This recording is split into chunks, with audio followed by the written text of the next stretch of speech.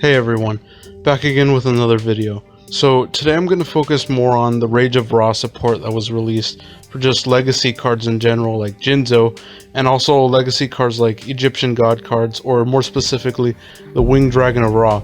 Now that the whole set of Rage of Ra has released, I thought it would be fitting to kind of talk about the subject and just see what the cards out of this set could entail for the meta in total. So without any further ado, let's get into it.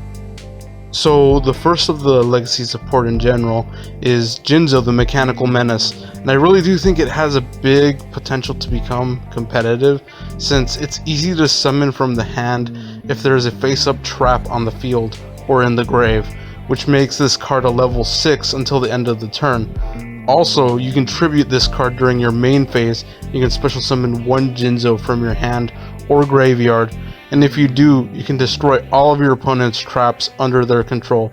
If there are set cards, you can reveal the card, and of course you destroy them accordingly.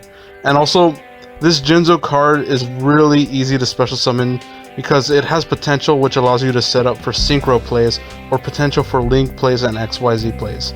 But more importantly, you can force your opponent to activate traps like Infinite Impermanence, or potentially destroy something like Evenly Matched, and even prevent cards like trap-based interruptions, and just kind of, I guess, stop overall traps that could present bigger problems in the future if you don't check them immediately. So I guess that's the main idea behind this card.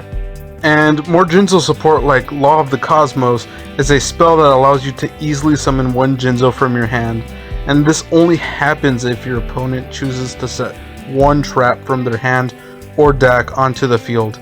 However, if your opponent didn't choose to set a trap from the previous effect, you can add one Yugioh or add one monster that specifically lists Yugioh in its text from your deck to your hand.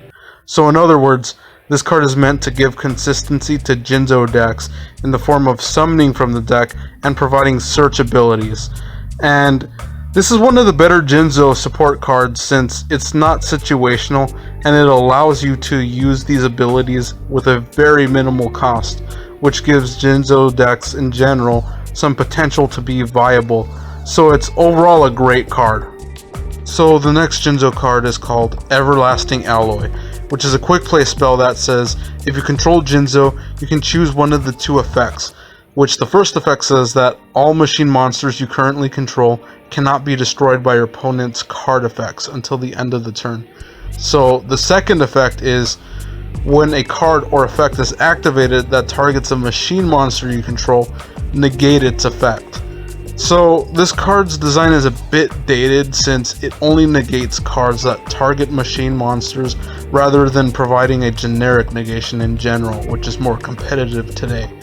And it does hinder the deck's defensive strategy and viability in general because of it. However, the machine monster protection effect is the card's strongest point since it can save you in critical situations, and it does protect all your machine monsters, which is primarily what Yugioh decks consist of. So that's its strong point, and I can really see it being used for that reason alone.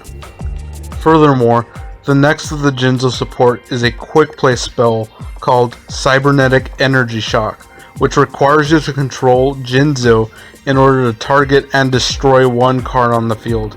And if you destroyed a trap with this effect, you can activate one of the following effects, which includes the choice of either negating the effects of one face-up card on the field until the end of the turn, or all Yugioh you control gain 800 attack. So the strength of this card is that it grants you a generic destruction, and it can act as an infinite impermanence for Yugioh. And the negation effect will almost certainly be used more than the 800 attack point boost effect, since it's the most competitive effect out of the two. Furthermore, this Yugioh card, along with the previous one I talked about, do have strengths in them, but they aren't as strong as Law of the Cosmos since they do not provide more consistency, and instead they provide more protection effects specific to the Yugioh archetype, which is not as great because there are more generic cards that can fit into any deck and do it more efficiently and effectively. And the other instance is that some of these protection effects are dated in the sense that they are no longer very competitive or as effective. And they only really would have been competitive around 10 years ago. That's mainly when they would have seen the peak of their strength. And so for those reasons, I can't really see these effects really coming through and taking a lot of the precedence or the priority in these Jinzo strategies. So this card is interesting to have for the Jinzo archetype, but it is limited in some regards. But now we move on to the Winged Dragon of Ra support. And apart from the Winged Dragon of Ra reprint, we got a few support cards for Ra, which includes the normal spell Ancient Chant, which allows you to search one Winged Dragon of Ra from your deck, and if you do, it grants you an extra tribute summon during the same turn you normal summon or set a monster. Also, you can banish this card from your grave to make your Winged Dragon of Ra's original attack points equal to the combined attack strength of all the monsters you used for Ra's tribute summon. So this card is mainly meant to help out the Winged Dragon of Ra with that extra tribute summon effect, which is a lot like what Edia and Eidos did for Monarchs. But this extra summon effect also helps you tribute summon for other god cards if you use them in the deck. And this card also helps you make an overpowered Winged Dragon of Ra with a huge amount of attack, which enables more KOs or ways to put pressure on your opponent. So it really expands KO potential, and it really does kind of strengthen Ra in a really odd way that we haven't really seen before in the past. So next up on the list is a card called Blaze Cannon, which is a quick play spell card that is always treated as Blaze Accelerator, and this card cannot be negated upon activation. Furthermore, this card gives one Winged Dragon of Ra you control the following effects, which includes Ra being unaffected by the opponent's card effects, along with the effect of being able to tribute monsters on your side of the field who haven't attacked yet whenever there's an attack involving Ra, where Ra gains attack equal to the combined attack strength of the monsters used for that tribute. And finally, Ra also gains the ability to send all of your opponent's monsters to the graveyard if Ra attacked, and they get sent to the graveyard after the damage calculation. So the first and second abilities further allow for KO potential for the Winged Dragon of Ra decks. Since Ra doesn't just have protection from destruction effects, Ra has protection from all effects because of the first effect of this card. And Ra has greater KO capabilities since it can now attack with an unbelievably high attack strength, and it now has full protection from effects, which increases the likelihood that Ra will land an attack. And if you combine Ancient Chant with the effects of this card, you have a much higher attack point Ra upon its summon, and you could further increase Ra's strength by tributing monsters with Blaze Cannon while protecting Ra, along with the added effect of sending all your opponent's monsters on the field to the graveyard, which takes advantage away from your opponent, which also makes recoverability a higher priority for your opponent rather than going on the offensive. So those are the pros and cons that this card has in addition with other cards. Further in this list, continuous spell cards like Millennium Revelation act as support for the Winged Dragon of Ra, but it also serves as generic support for Egyptian God card decks in general, since it allows you to send one Divine Beast monster from your hand to the graveyard so that you can add one Monster Reborn from your deck to your hand.